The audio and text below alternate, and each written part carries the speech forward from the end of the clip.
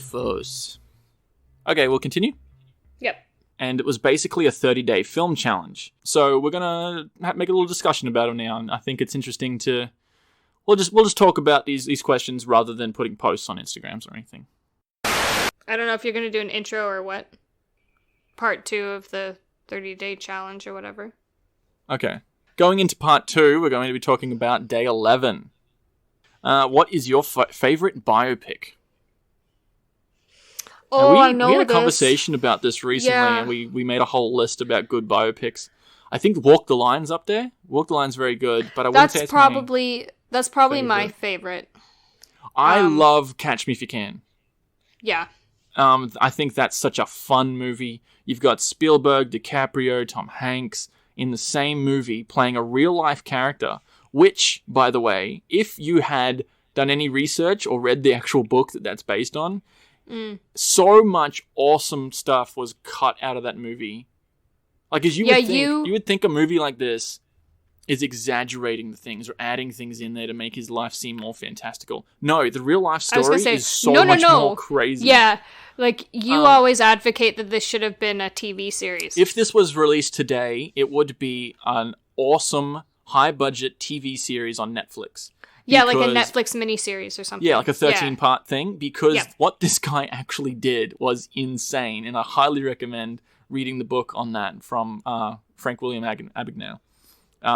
So I think I love that movie. I just think it's a great biopic, and it's such a fun story. You've got an early Amy Adams in there, and I love this period in DiCaprio's career where he's still young and he's got that energy. I don't know. I do like him as an actor now, but there's something about him in the early 2000s acting. I really like Catch Me If You Can. I've seen it so many times. I also really liked Rocket Man. Because I've never seen liked Rocket Man. A musical take on a biopic before, and I thought it was really well done. I really like that too. Other biopics. I don't know. I liked The Imitation Game with Benedict Cumberbatch. I didn't like that as much as I thought it would. I liked it for the story and how he solved problems. I didn't like the character or the biopic itself. It fell a bit flat for me. I thought it was going to be a bit more compelling, and it wasn't. I found it a bit boring. I think my answer is Catch Me If You Can. What was your answer? Yeah. Walk the Line? Rocket Man. Man. I like Walk the Line, but it's got a more nostalgic factor for me, whereas if I'm thinking critically about it, probably Rocket Man. See, I don't like saying this film is a really good film until I've given it 6 to 12 months. And it hasn't been very long since I watched Rocket Man, but I can still say I really like that movie and I think it'll hold up really well. Well, and I'm one who, I'm a bit different than you. Like, if I think it's good, I'm gonna think it's good right from the word go. I think time is needed to review something accurately. Yeah, I think I've had enough time. I wonder how long my laptop's got before it'll die. It says an hour. Really? Jeez. All right. We've got a third left. We've got an hour. Next one is your favorite animated film. Now, we've definitely covered Danielle's answer on these. You talked about Tangled and Finding Nemo. Mine is probably, I don't know, I really like Finding Nemo. I have watched that so many times. I think it's a near perfect film in the way that it's very balanced between drama and comedy and the storyline. What was this, Finding Nemo? Yeah.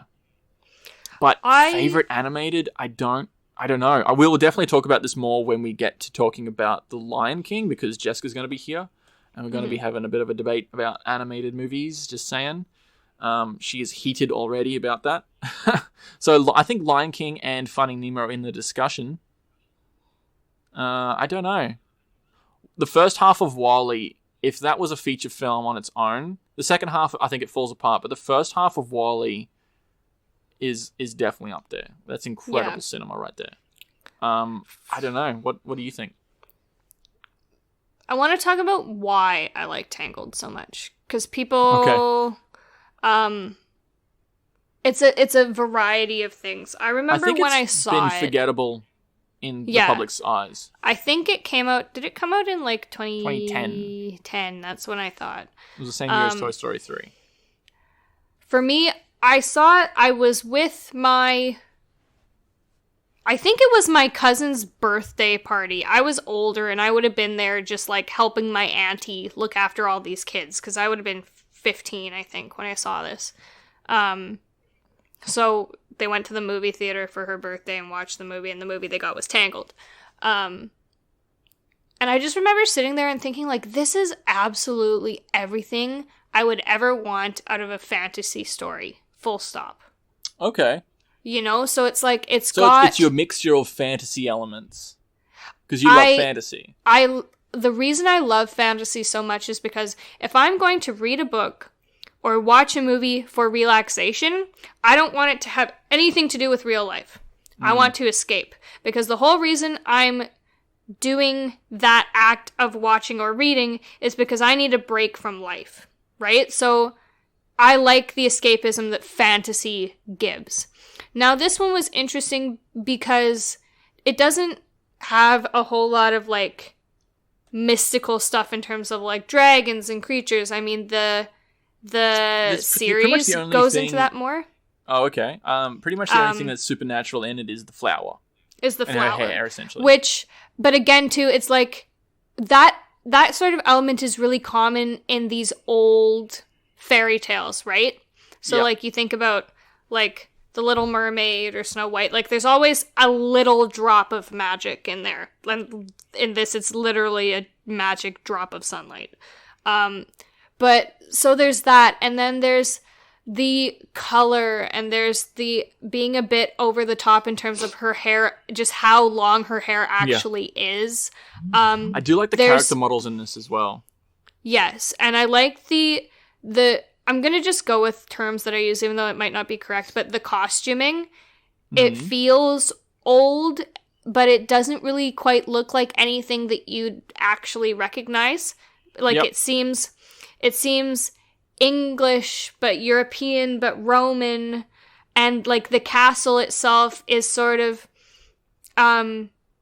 Eastern European with English mixed with Arabian, and it's everything that's mixed so well that it doesn't exist anywhere, and I like that, and the consistent use of bright colors and patterning. So the sun is a consistent symbol throughout both the movie and the series on Stan, and it's an important element.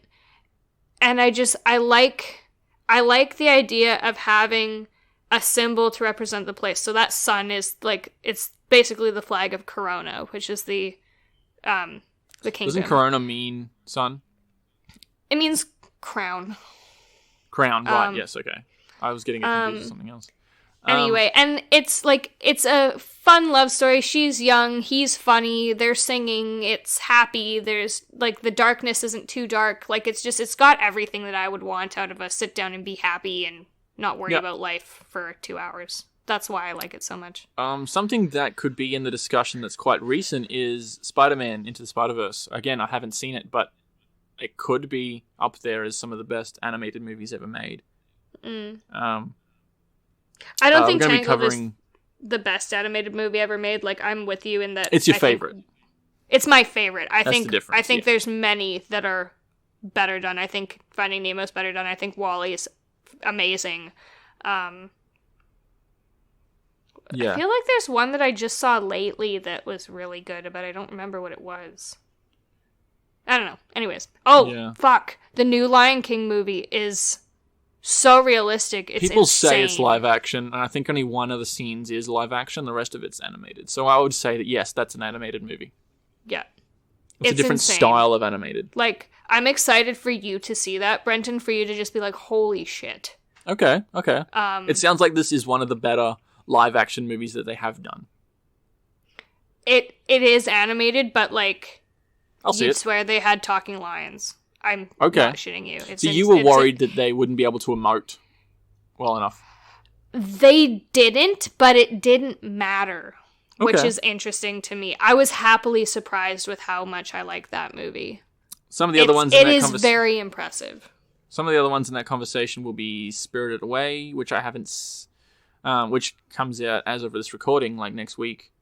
Yeah, we haven't seen it yet. Next week. Fantastic Mr. Fox. There's a lot of Disney and I did not like Fantastic Mr. Fox. It was fine. It's fine. The Iron Giant from '99. Did you ever see that? No, but I've always wanted to.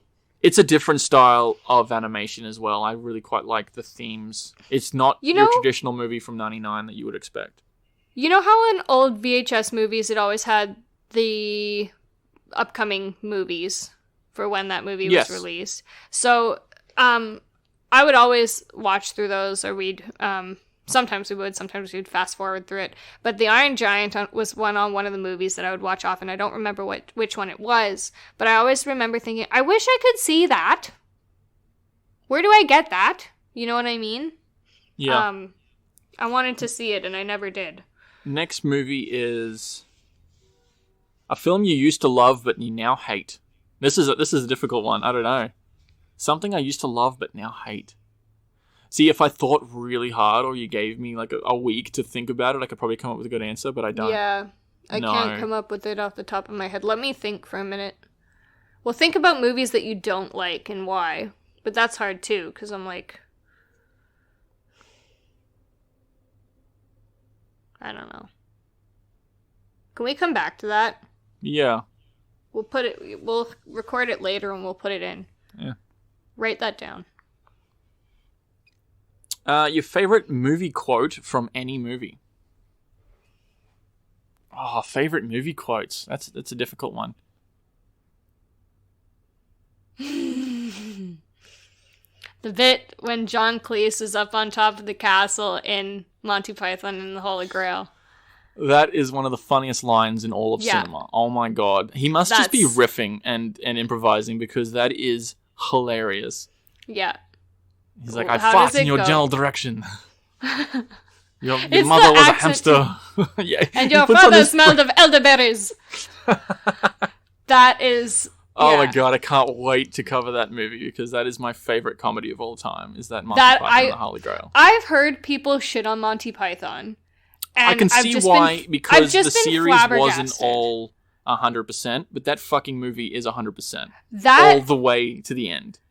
Monty Python and the Holy Grail is probably my favorite comedy, because, it's nonsense. It is, and it's hard for me to enjoy a good comedy. It's hard to get a favorite comedy, but this one, it's like, nah, this is it. Well, because it's just gibberish. It's amazing. There's so many good lines you could pull out of there as well. I love Monty Python, and I love Fawlty Towers, and I think, again, it's the escapism, is that it's just... And it's the type of humor as well. I'm sorry to say that, The Meaning of Life, I didn't like very much. Yeah, that fell flat. That was a few years after this one. Life of Brian was good. Well, because, do you know why? Because it was a series of sketches. It wasn't a story. Yeah, I think Meaning of Life is supposed to be, but I think Meaning of Life has great songs, and that's the only thing that's good out of it. Yeah. I'm just thinking out of Holy Grail, there's the Black Knight who gets his limbs cut off. I love it. It's just a flesh wound. It's just a flesh wound. Yeah, that's a great quote. Yeah. Let's just call it even. Let's call it a draw. Yeah. No, I am constantly quoting movies and things. And TV shows. Sorry, one more thing. The fucking coconuts.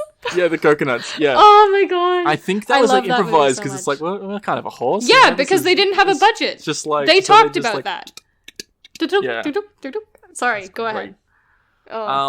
Other movie quotes. See, I don't know. Comedies are always great for quotes. Even if the movie isn't good, the quotes can be good. Yeah. Yeah, I don't know. Usually because these things are improvised. I find it interesting that you can't come up with something because you're always quoting everything. I really am. Like, I'll always say, "What's that from?" And you're like, "Really? You have to ask me that?" And it's The Simpsons, right? You always sometimes it's things where it's like no one else, even if you're a fan of the movie, would be able to pick it out. But something about the way the actor performed it, or it just resonated with me, and I think it's funny. So I'm constantly quoting things that it's not really a good movie quote, but I think it's funny. Well, and it fits in context. Yeah, I don't really have any examples. Yeah. Actually, give me a sec. Okay. No. I thought I had one. There's one I always say. I feel like it's a Pulp Fiction reference. Maybe. Oh, there is one from Pulp Fiction where she's always there's the French chick, the cute little French chick that Bruce Willis is dating. Oh, yeah. And she's like, the little kangaroo.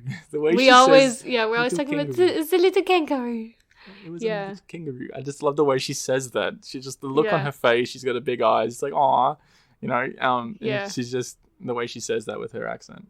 Or pot. The way she's like, I want a pot. Because she wants a pot belly because she said she wants to be pregnant, basically. It's a very strange way of writing that in there, saying she wants to be pregnant, but she said she wants a pot, as in a pot belly, because she thinks it's sexy. Mm-hmm. At least that's what I picked out of that scene. She might not even be talking about pregnant at all, but she's like, I want some pot. Yeah. It's like not even a good quote, but I like the way it's pronounced. Yeah. Actual good quotes, I don't know. I'm just trying to think. There's a lot that like. There's a lot from Forrest Gump you can pull out of. I like how he's always just like, whenever he's talking about someone who died, he's like, well, that's all I have to say about that.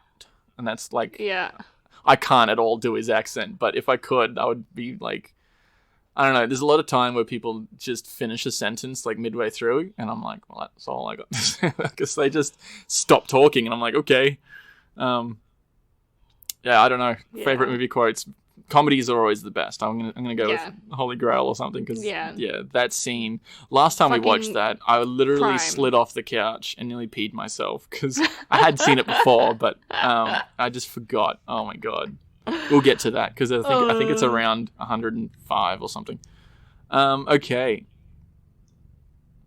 The first movie you ever saw in cinemas. I spoke about this before. I'm pretty sure mine was A Bug's Life, and I remember having these toys that might have even been like a Happy Meal from McDonald's or something. There was like basically puzzle pieces that had characters on them and that fit together to make a cube. And I obviously just make.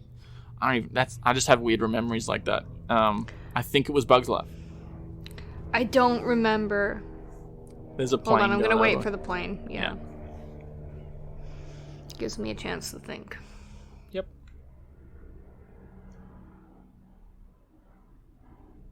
Go away. See, I remember seeing a lot of early films in cinemas, but they definitely weren't the first film. Because I remember seeing the first Harry Potter, but that was 2001. I'd definitely gone to the cinemas by then. See, I don't know if I had, because the ones that are coming into my mind, like, I remember I would have been 5 or 6. When Harry Potter came out. When The Philosopher's Stone came out. What year was that? 2001. Yeah, I would have been 6. I would have been 6. I knew I was in grade 1. And I remember because, like I said, Nana and I went and I had to go out on the roof because I got scared. You had to go out on the roof? Yeah. Because it was high up in the building. Well, you know, the West Edmonton Mall movie theater. Right, yeah. There would probably be... The answer to this will probably be animated movies for almost everyone. Because who's going to go to the cinema as a kid and not see an animated movie? Well, I'm just trying to remember. It's hard because, like, we wouldn't go that often, but... Because it was, like... Even though it was small town, it was still expensive to go to the movies, you know? Yeah. And I just remember... Like, I'm just It was trying such an event to go as well. Yeah. Well, and, like... Ours was so old, like, the walls still had, like, red crushed velvet and stuff, and there was a cinema, because I lived in a very small town for a period similar to you, where there was only a couple of thousand people, and this cinema must have been from the 60s. Yeah. There was, like, the seats were timber framed with, like, hesh, like a hessian bag sort of thing. What do you call it? Like a potato sack over it, basically. Yeah. There was a series of those. And it was flat on concrete ground, so it wasn't tiered at all. And there was a film projector, this massive machine that just like rolled around and made a tick, tick, tick, tick sound. It was fucking cool. And along the top, it was basically a big warehouse. That's all they had really. Was along the top of the cinema was these louvers, and you can see a little bit of light coming through. It wasn't entirely dark enough. And that was the movie cinema in this town. It might even still be there. That's crazy. And I think I watched like Chicken Run or something at that cinema. I'm trying to think. So I think A Bug's Life was my first one. I remember, I'm getting confused because there are so many animated movies that I know I saw on VHS that I don't know which ones I didn't see. Yeah. So I'm going to go with Harry Potter because that's the earliest I can remember. Yeah, see, a lot of those, it's like, I'm trying to think, which one can I remember going to see? Because I'm sure I went and saw it earlier than that. I wonder if my mother knows. There's other stuff that is like, did I see that at home? Did I see that on TV? Or even if I ask my older sister, she might remember. Yeah. So the next question is the last film you saw in cinemas. Probably Toy Story 4 for me. Yeah, for you. I think you saw Lion King. Yeah, that would have been me. Well, I go to the movies every Friday with my client, so I think that's what it was the Lion King. Ask me every week, that'll be different. Yeah, it'll be different every week. So it's just whatever's out at the moment. Yeah. I'm trying to think what else I saw before that. Maybe Avengers Endgame was the last time I saw a film movie, which again wasn't with you, so... I was going to say... Secret Life of Pets 2, fucking good luck with that. Aladdin, last Toy movie Story we 4. Saw together, like all these things you're listing, we haven't seen together. Last thing we saw together, I think, was Rocket Man. Rocket Man. Yeah. Yeah. Which is all good picks. You know, can I just say real quick, I fucking hate how the cinema, it's like $6 for a student. Yep. It's like $7 for an adult. Yep. It's $9.50 if it's a Disney movie. Fuck you, Disney. Come on. It's an extra $2.50 for an adult if you're going to see a Disney movie. And everything's Disney these days. Anything that's Marvel, anything that's Pixar, anything that's Star Wars, anything that's animated, and basically. That's at the cheap cinema. That's the cheapest. At a normal cinema, it's like a $5 tax for a Disney movie. Yeah. Come on. It's like, that's a significant increase. Anyway, it's like, I used to be able to go to the cinema, get a slushy drink and a candy and have a change back from a $10 note, but I can't if it's a Disney movie. Yeah. I hate it. I was never able to go to the movies for less than... Fuck you, like, Disney, for you less... can suck my dick. Than There's $15. A movie quote for you that we keep doing. Yeah. We keep doing that song from Ted. Yeah. I don't like the movie and I don't even like the rest of the song, but I like that line. Yeah. Fuck you, thunder, you can suck my dick. It's just a nice catchy tune. Is it actually a tune from something? I feel like it's from something. Might be. I don't know. Your favorite comedy movie? I answered this just before. Mine is definitely Holy Grail. Yeah, same. I don't actually really like Superbad. I think that's written very well. That's a funny movie. And I kind of really like the first Hangover as well. Yeah. They're all, particularly Superbad and Hangover, it's a journey of these characters going from place to place and they're trying to find their way. Maybe that's just where comedy comes from for me. I like it. I also like 21 Jump Street. That was the first... Yeah, that with Channing Tatum and yeah, that's a good movie. That's a good one. That was the first, like, dumbass movie that I ever saw, you know?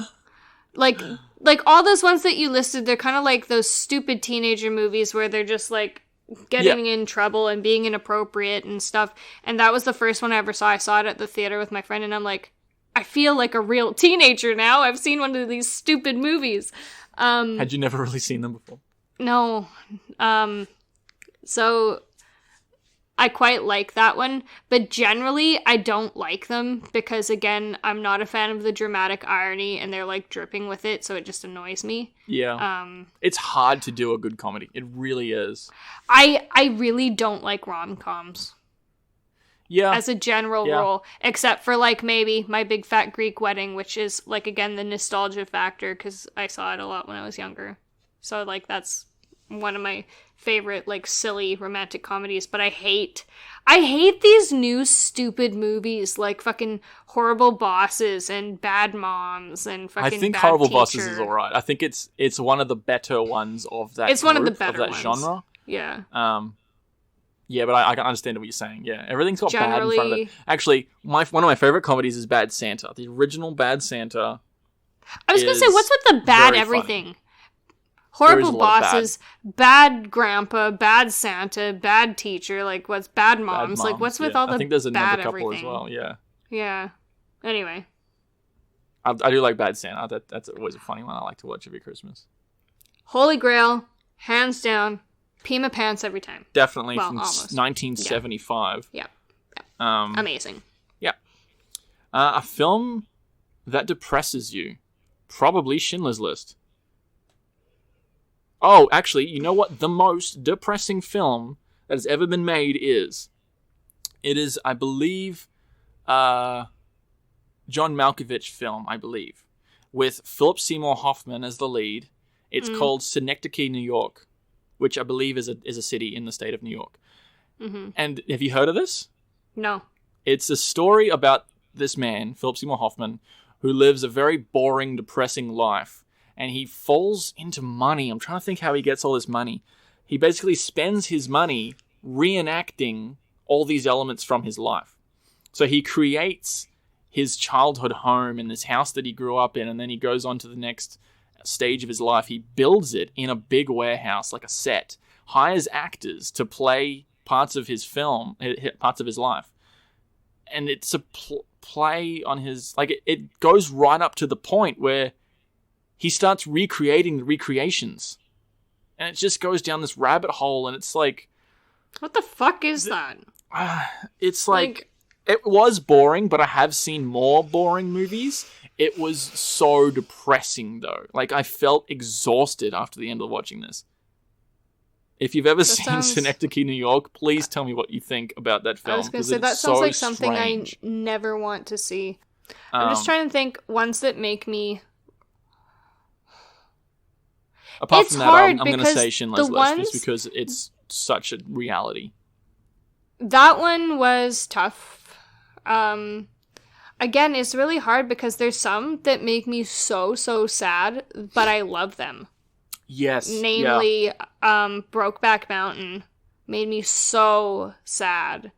And but I think it's a great film. A Star Is Born made me so sad, and I love both of those movies.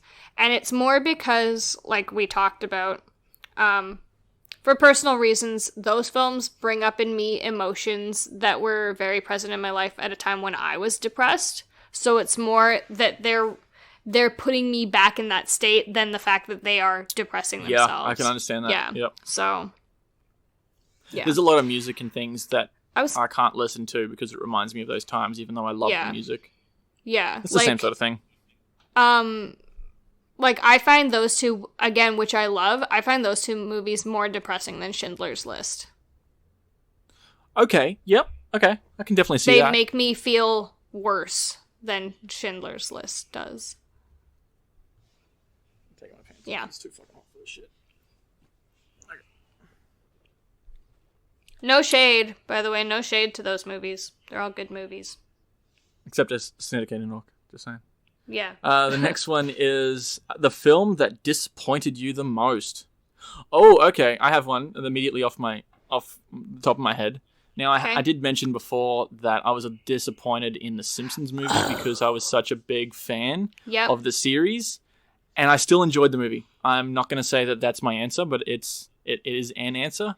The biggest movie, I loved the Max Payne video game series when I was a kid. They're developed by... Oh, fuck, I forget the actual... I think it's Remedy and Rockstar Games. Great video game developers. They released 2 video games in the early 2000s and a third one in 2012. And it's kind of like an action noir film comic book. It's a video game in a comic book style. Anyway, they released a movie before the third one came out. It was like 2008 or 2009 with... It was Mark Wahlberg and... Mila Kunis playing the 2 leads, and I thought, fuck yes, a movie version of this noir crime, because he's a cop that's basically framed for his family's death. Yep. And he's on the run, basically, and he has to, like, fight through these things. And the way that the video game portrays it, it's such a dark video game that you go on these journeys, and I just thought, that as a film, I'm all aboard. Yes. Fuck yes.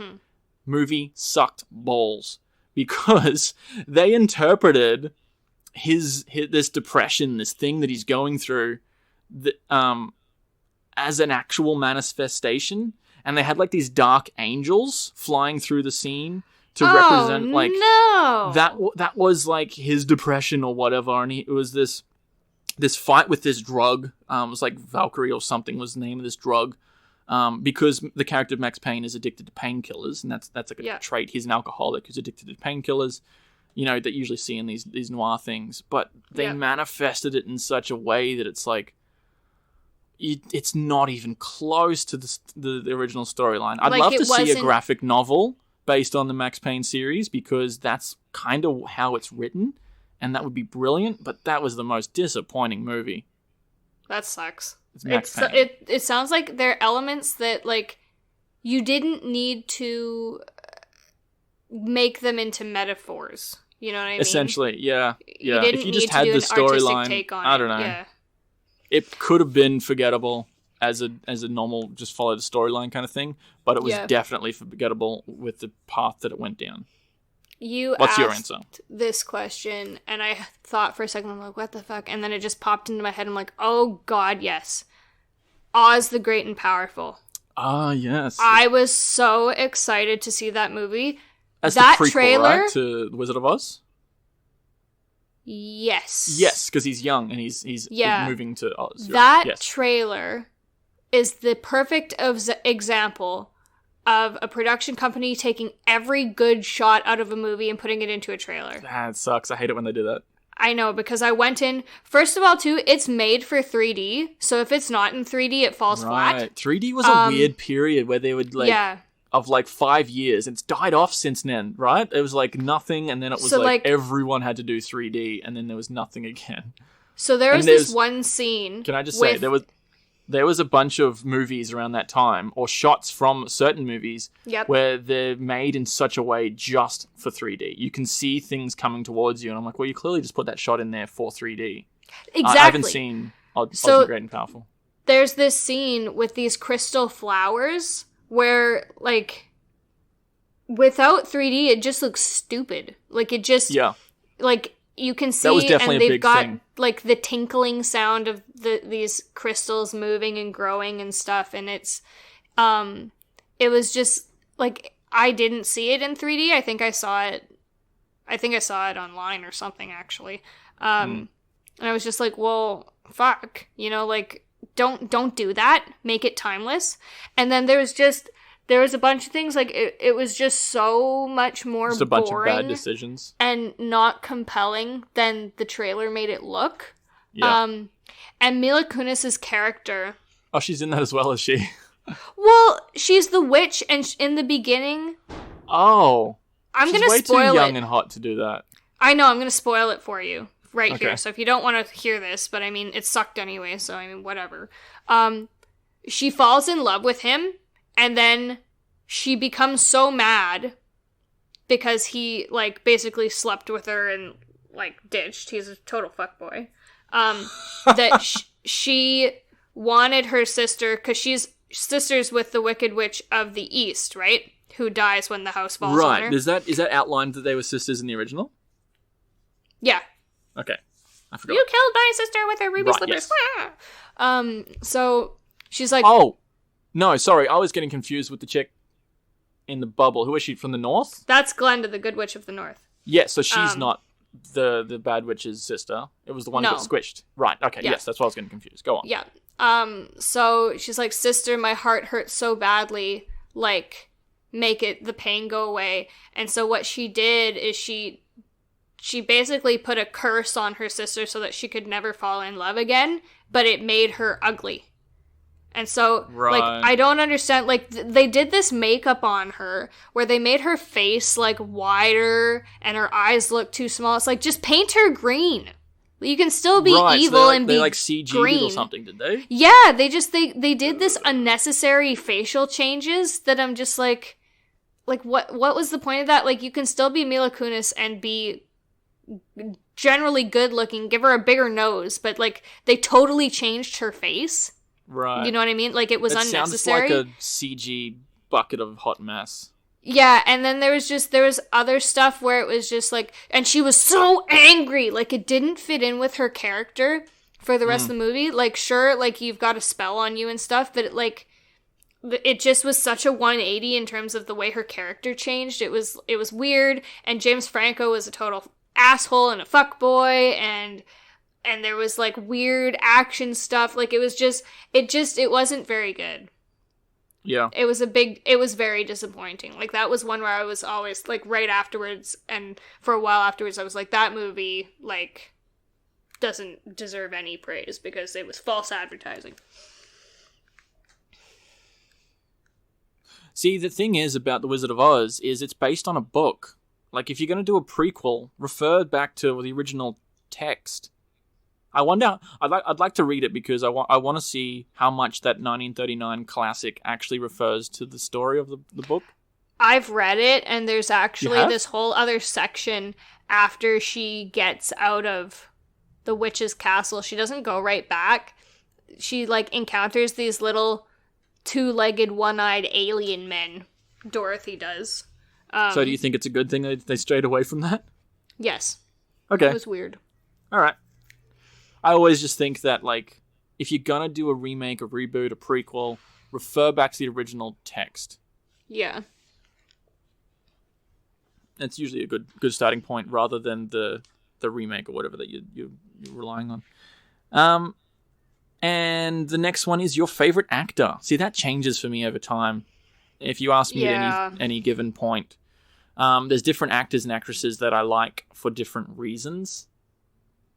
I'm just trying to think who's somebody that I've been raving over a bit lately. I've always really liked Johnny Depp because I find he can be such a chameleon.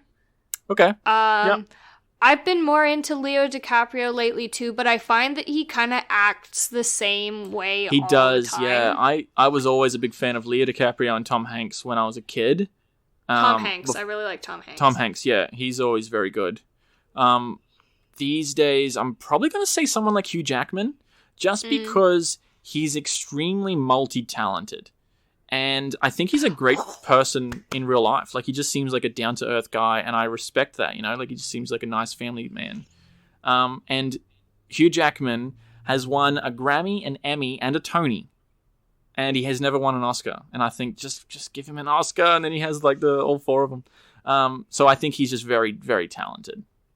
You know who I fucking love? Yeah. Tom Hardy. Ooh, good pick. Yeah, we did definitely talk about him in The Revenant. He's probably up there right now. He is absolutely outstanding. Yes. He deserves an Oscar. Oh, God, yeah. He hasn't got one yet, has he?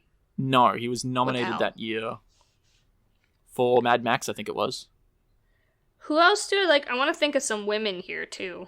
Well, the next question will be actresses, and we will cover that in part 3. This is going to be the last question of part 2.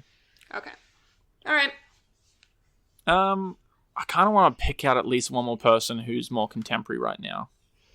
I was trying to think. There's been... I don't really want to say Tom Holland. I haven't seen him in much. Nah, Tom Holland. Tom Holland? Yeah. The guy who played Spider-Man? Yeah. All right. I said I don't really want to say Tom Holland. I haven't seen him in much. I was just wondering if you... Yeah. Let me just have a look.